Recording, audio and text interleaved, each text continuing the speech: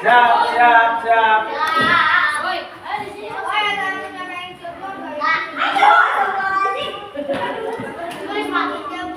Perhatikan dulu, jangan ditulis.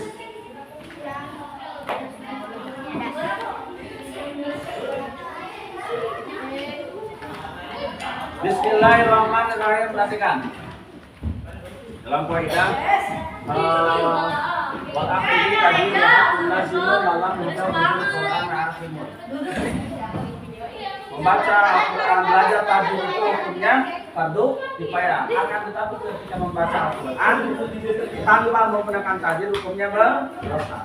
Nah, yang pertama akan dibahas dalam ilmu tajwid yaitu hukum nun mati atau tanwin. Apa itu hukum nun mati? Nun mati adalah nun yang disukun. Yang kedua atau tanwin. Tanwin itu adalah harakat dua, baik harakat patah tain atau kasroh tain atau demah tain. Kenapa sih nun mati dan tanwin itu dijadikan satu hukum padahal beda bentuk? Nun itu termasuk huruf, sedangkan tanwin itu termasuk harakat. Lalu kenapa nun mati atau tanwin disatukan dalam satu hukum? Kalian tahu? Karena siapa yang tahu apa itu definisi nun mati? Ayo. Nun mati itu adalah nunun sakinatun.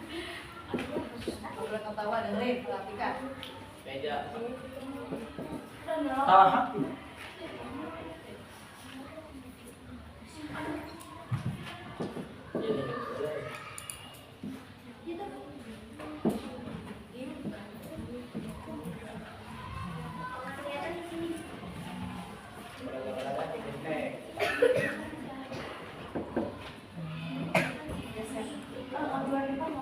Nah, nun sukun itu adalah nun mati adalah definisinya nunun sakinah atau bukan nun tanwin. Maksudnya definisi tanwin itu adalah nunun sakinah.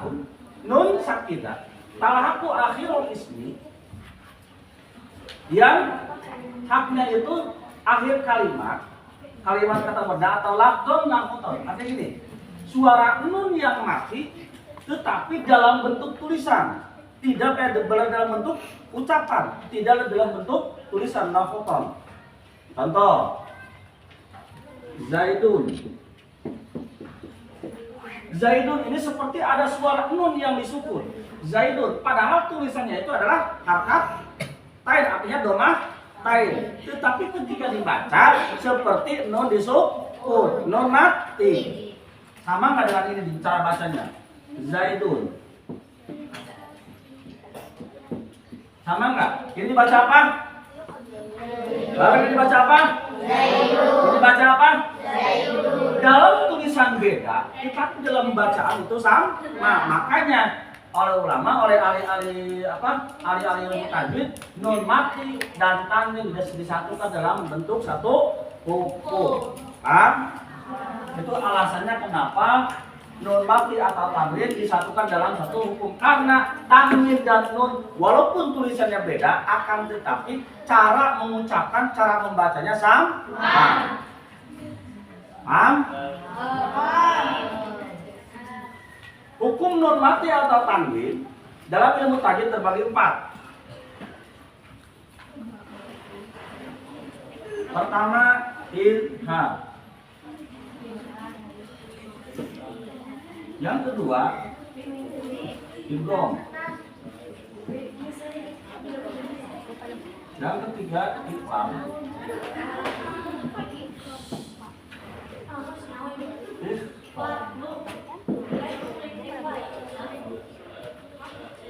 Ya, hukum nun mati atau tanwin terbagi ke 4. Yang pertama idgham.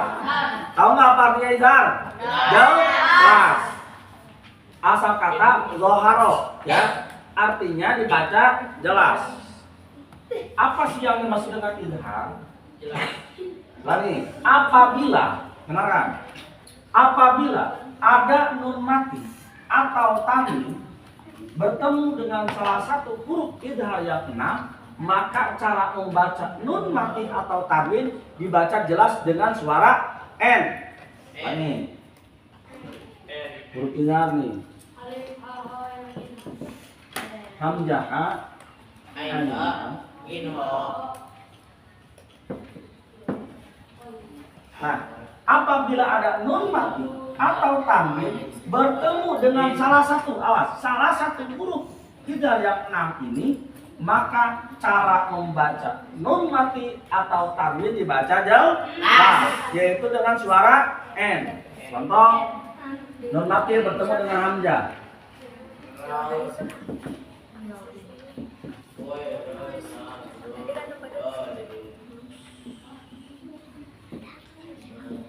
Baca bareng-bareng. Man amana bareng. Man hukumnya idgham, sebab ada nun mati bertemu dengan salah satu huruf idgham, yaitu hamzah. Ada nggak hamzah di sini? Ada nggak? Jadi man itu dibacanya harus jelas. Kenapa? Karena idgham. Kenapa idgham? Sebab di sini ada nun mati bertemu dengan salah satu huruf idgham yang 6, yaitu hamzah. Makanya nun itu dibaca jelas, harus n. Man amana tam bareng baca. Man amana. Man hukumnya idgham, sebab ada nun mati. Awas, bukan nun doang. Kalau nun doang itu, kalau nun diharkat, nunnya hidup, tidak bisa idgham.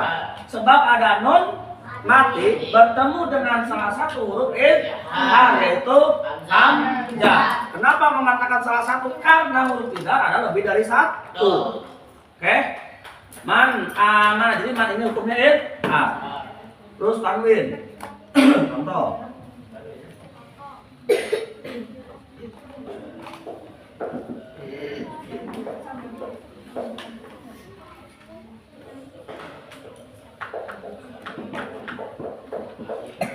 Baca. Sami'un hukumnya sebab ada apa ini? Tanwin bertemu dengan salah satu huruf yaitu ada nggak ini di sini? Ada. Jadi huruf idgham ada 6. Hamzah, bukan alif, awas. Hamzah, ain, ha, gim, kha. Ulangi, apabila ada nun mati atau tanwin bertemu dengan salah satu huruf yang 6 ini, maka suara n atau tanwin dibaca jelas, yaitu dengan suara n atau nun mati atau huruf n. Paham? Bisa dipahami? Paham. Coba praktek. Deja.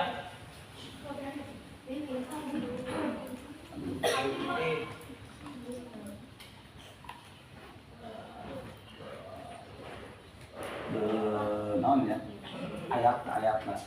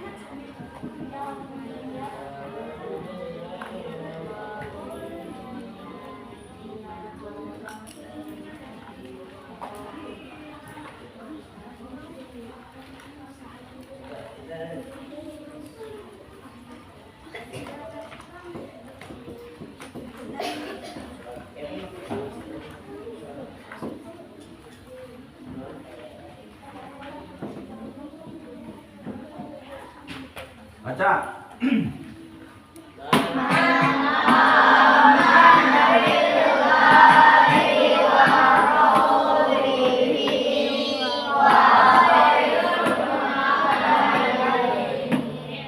Man hukumnya sebab ada yaitu hamzah.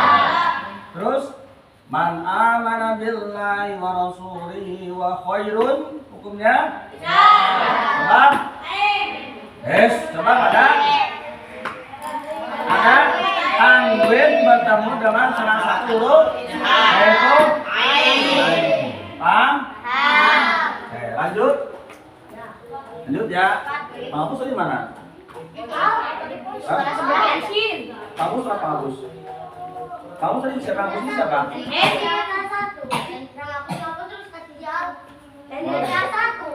Ambil Mahfuz.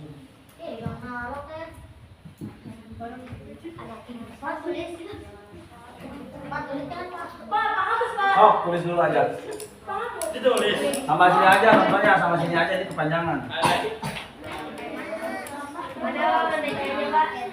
Hah? Yang ini aja, contohnya. Atau nanti aja lah, tulisnya sekalian. Yang kedua, idgham. Idgham secara lughat itu kalau setis. Ini surah 20.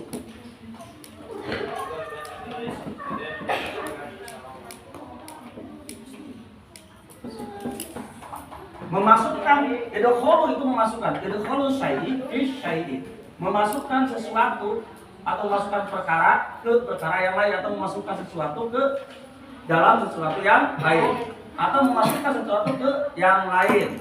Contoh, kamu makan itu secara lughat itu adalah idgham karena memasukkan sesuatu ke yang lain. Terus minum itu sama dengan idgham.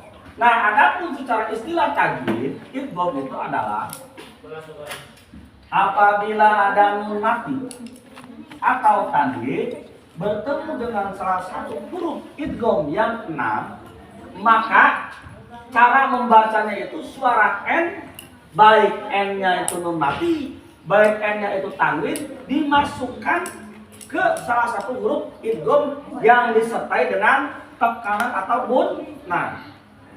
Lagi. Tadi katanya idgham itu apa? Apabila ada nun mati atau tanwin bertemu dengan salah satu huruf idgham yang 6, maka cara membacanya itu suara n, baik n-nya itu nun mati atau tanwin, dimasukkan ke salah satu huruf idgham yang disertai dengan tekanan atau gunnah. Huruf itu ada 6 ya. Bukan dalam bahasa yang menurun.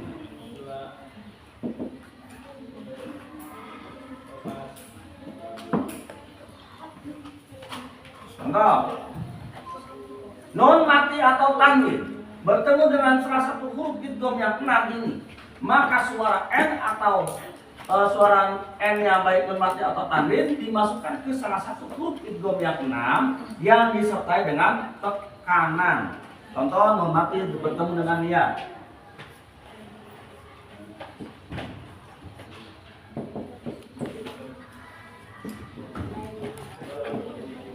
Asal kata nih. Asal kata man yaqulu. Asal kata man yaqulu. Ya. Dikatakan di sini ada nun mati dan di sini ada huruf ya. Sedangkan huruf ya itu adalah salah satu huruf idgham yang 6 ini. Awas. Huruf idgham yang 6 ini, maka diharuskan nun ini, suara n ini dimasukkan ke huruf ya.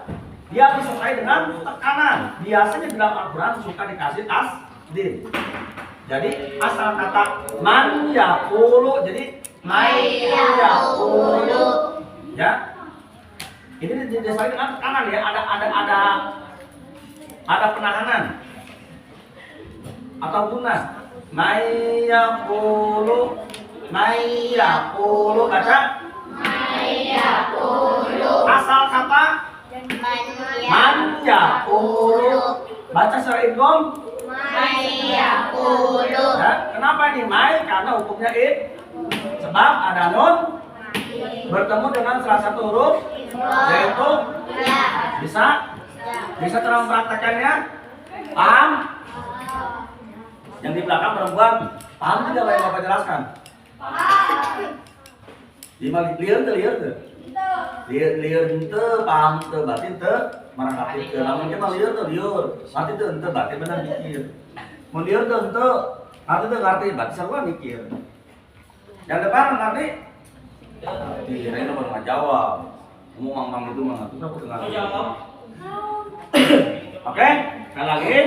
Mayakulu adalah hukumnya idgham. Kenapa? Karena ada nun mati bertemu dengan salah satu huruf idgham yaitu ya. Sedangkan cara membaca idgham adalah nunnya atau surat n-nya dimasukkan ke salah satu huruf idgham. Huruf yang di depannya apa nih? Kalau ya berarti ya. Yang dan n-nya itu menjadi huruf idgham suaranya yang disertai dengan kanan ya. Oke. Lalu mana aja huruf idgham yang wajib ditekan, yang wajib digunah pada lama nanti?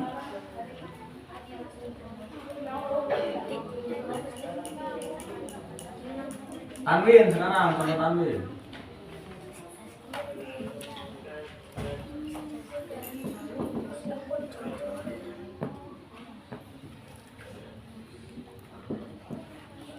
Asal kata khairun lakum. Asal kata nih, khairun lakum. Artinya khairun lebih baik lakum bagimu. Nah, dikarenakan di sini ada lam, sedangkan lam itu salah satu huruf idgham. Sedangkan apabila ada tanwin atau nun mati bertemu dengan salah satu huruf idgham, maka wajib dibaca idgham, yaitu suara n-nya itu dimasukkan ke salah satu huruf idgham yang disertai dengan tekanan. Khairul lakum. Baca. Khairul lakum. Khairul lakum. Khairul lakum. Hukumnya sebab ada tanwin bertemu dengan salah satu huruf idgham yaitu lam. Lam. Paham? Paham? Sudah mengerti? Oke. Huruf idgham ada 6 yaitu ya, ro, ya, malu, namin, lam, mau, nun. Dari yang 6 ini ada terbagi 2 ya. Ada idgham biguna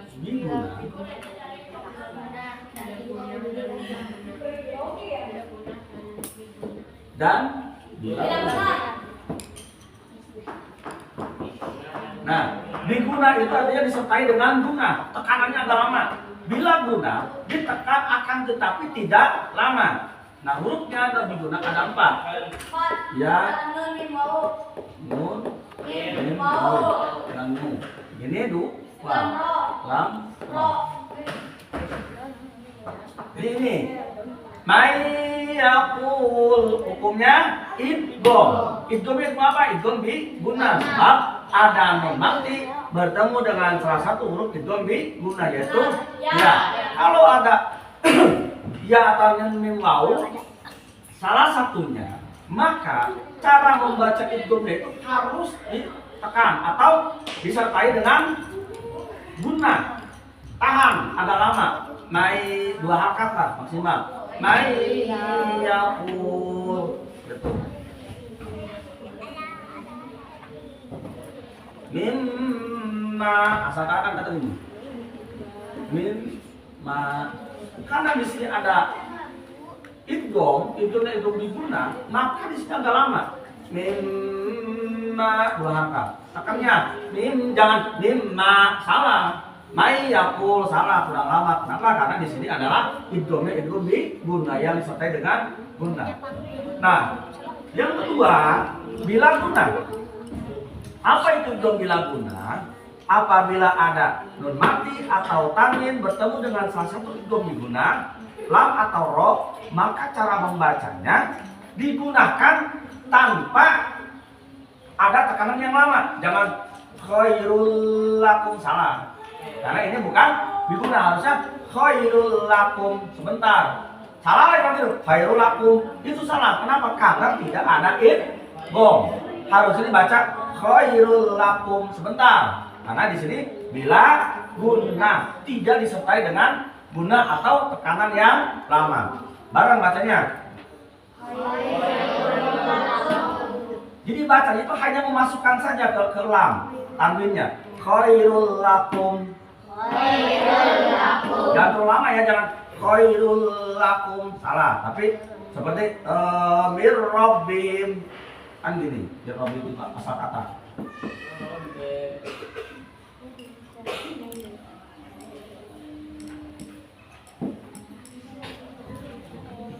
Mir rabbim, jangan mir rabbim, salah harusnya mir rabbim. Oh, barang mir rabbim.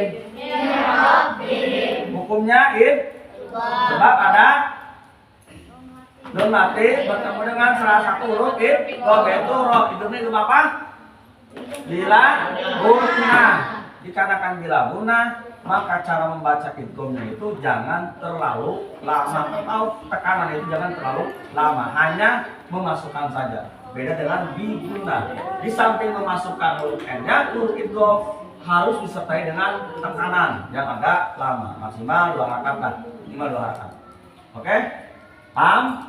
Nah, stop tulis dulu tuh. Kebanyakan. Hah? Ini dari sini ke sini. Irham.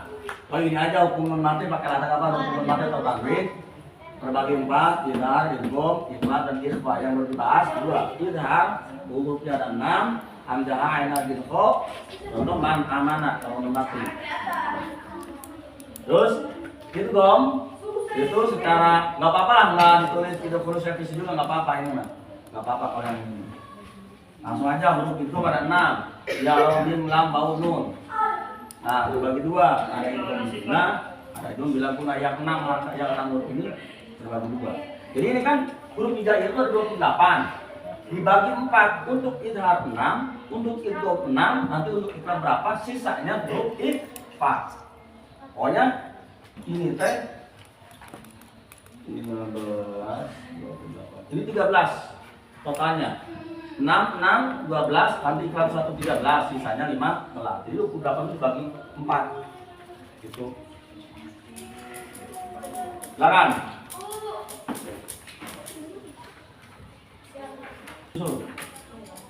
Minta mayu aku nak.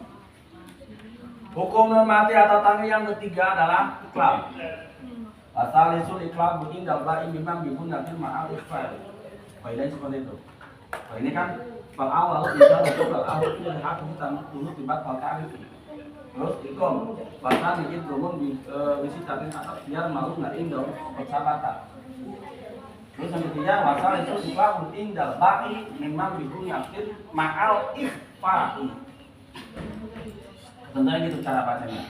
Yang ketiga adalah iklam. Asal kata iklam itu membalikan. Ya, artinya iklam itu membalikan. Membalikan apa?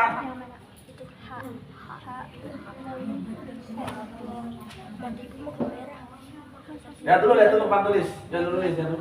Iklam adalah apabila ada nun mati atau tanwin bertemu dengan huruf ikhlas tidak menggunakan salah satu. Kalau ikhlas, kenapa? Karena hurufnya cuma ada 1. Apabila ada nun mati atau tanwin bertemu dengan huruf ikhlas yaitu ba, maka suara n, baik n-nya nun mati atau n-nya tanwin dibalikkan ke suara m. Ulangi, suara mim mati. Ulangi.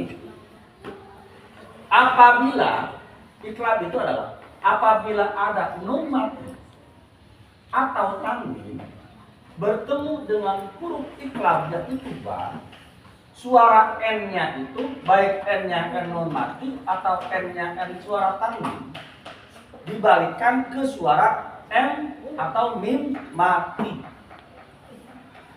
Contoh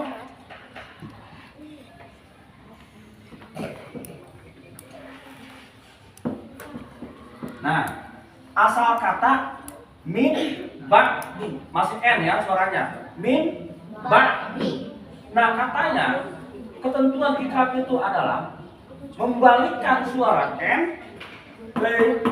Halo, perempuan, laki-laki, membalikkan suara n ke suara m. Asal kata min ba'di. Dikarenakan ini ikhlas. Sedangkan ikhlas itu adalah fungsinya yaitu menggantikan atau membalikan suara N baik N non mati atau N tanwin ke suara N mati, suara am.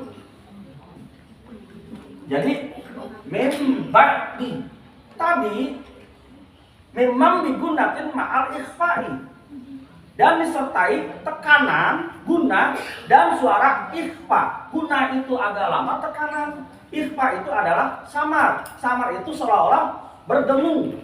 Jadi jangan mim ba'di, salah, harusnya mim ba'di. Nah, sedangkan standar guna itu harus hidung bergetar. Awas. Standar guna itu hidung harus bergetar. Mim ba'di. Kalau hidung belum bergetar berarti salah memasukkan hidung, salah memasukkan guna. Memang digunakan kan tadi itu ketentuannya. Pasal isul iklam indal ba'i man bigunatin ma'al ikhfa'i katiluna iklam lamun nyanyinan dan dikencana mim guna campur ikhfa. Mim guna campur ikhfa. Mimnya diguna, mim tekan. Sampai guna itu adalah standar guna itu sampai hidung bergetar. Mim bergetar. Lalu ikhfa itu samar. Jangan mim, jangan gitu, tapi mim mengalir. Mim ba'di bareng 1 2 3. Mim ba'di bareng. Jangan panjang, karena di sini nggak ada panjang. Di sini mengalirnya. Mim ba'di so. Jangan mim ba'di salah ya. Kenapa? Karena itu nggak ada gunanya. Benar iklamnya, tetapi tidak sempurna. Kenapa tidak sempurna? Karena iklam itu di samping membalikkan suara N ke M, yaitu harus disertai dengan guna, tekanannya agak lama sampai hidung bergetar, standar guna hidung sampai bergetar, dan harus menggunakan suara ikhfa samar agak berdengung. Min ba'di bareng. Min ba'di. Lagi. Min ba'di. Min ba'di hukumnya ikhfa. Sebab ada non mati bertemu dengan huruf ikhfa yaitu ba. Maka cara membacanya suara N digantikan ke M atau dibalikan ke M yang disertai dengan guna dan suara ikhfa. Awas, standar guna itu harus bergetar ya. Dan ikhfa itu harus dengung dan samar. Mim ba bergetar, berdengung itu mengalir. Mim ba, jangan dibaca mim ba salah. Iklamnya tidak sempurna kan? Sampai situ dulu. Hukum lemah dan tanwin mungkin sampai 3 dulu sampai iklam, karena ikhfa ini terlalu panjang bahasannya. Kenapa? Karena paling sulit ikhfa itu cara menerapkan bunyi suara ikhfa, baik ikhfa amad, ikhfa akrob, dan ikhfa awsal. Silakan, tulis dulu. Ada pertanyaan? Dari yang 3 ini baik izhar, idgham, dan iklam. Nanti kita praktek membaca Quran, ketika membaca Quran, mungkin karena membahasnya baru izhar, idgham, dan iklam akan dipraktekkan, ditanya izhar dan hukumnya, hukum izhar, idgham, dan iklam. Dia baca Quran, oh banyak. Nanti ini berhenti, ini hukumnya apa? Gitu, oke? Praktek karena biar hafal dan bisa mempraktekkan ke pembacaan Al-Quran. Lanjut, silakan nulis. Ya sampai sini dulu ya, sampai iklan dulu. Dan ketika paham, tolong dipraktekkan ya cara membacanya. Idgham seperti apa, izhar seperti apa, dan iqlab seperti apa cara membacanya. Kalau paham. Dan sekian, assalamualaikum warahmatullahi wabarakatuh.